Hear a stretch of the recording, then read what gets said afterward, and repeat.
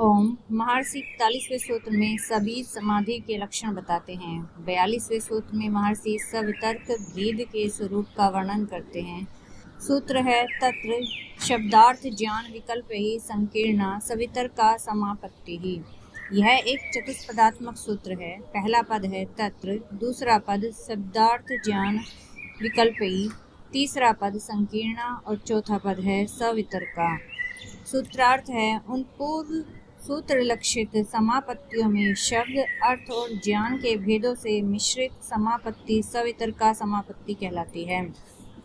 भावार्थ है समापत्ति और संप्रज्ञा समाधि को पर्यायवाची समझना चाहिए। ध्येय विषयक प्रगाढ़तम एकाग्रावस्था को समाधि कहते हैं। उस अवस्था में हमें ध्येय वस्तु स्वरूप विषयक विशेष बोध होता है। संप्रज्ञा शब्द से भी यही ध्वनित होता है।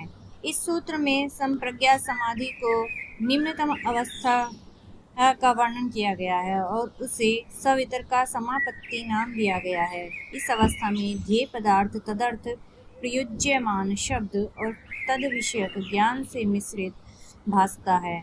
यह हम सभी जानते हैं कि शब्द अर्थ तथा ज्ञान ये तीनों पृथक पृथक सत्ता वाले हैं।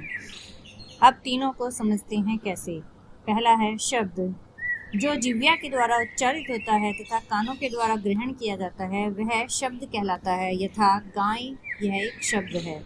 अर्थ, वह पदार्थ विशेष जिसका बोध करने के लिए शब्द का प्रयोग किया जाता है अर्थ कहलाता है। यथा चार पैर, दो सींग आदि से युक्त जो पशु गौशाला में देखा जाता है तथा जिसके लिए गाय शब्द का प्रयोग होता है।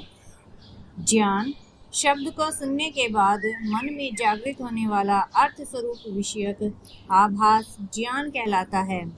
यथा गाय शब्द को सुनने के बाद मन में जागृत होने वाला तदर्थ स्वरूप विषयक आभास अनुभूति। ये तीनों सर्वथा पृथक पृथक सत्ता वाले हैं लेकिन निरंतर अभ्यास के कारण मिले जुले प्रतीत होते हैं। सवितर्का समापत्ति की अवस्था में भी तीनों की मिली जुली प्रतीति होती है।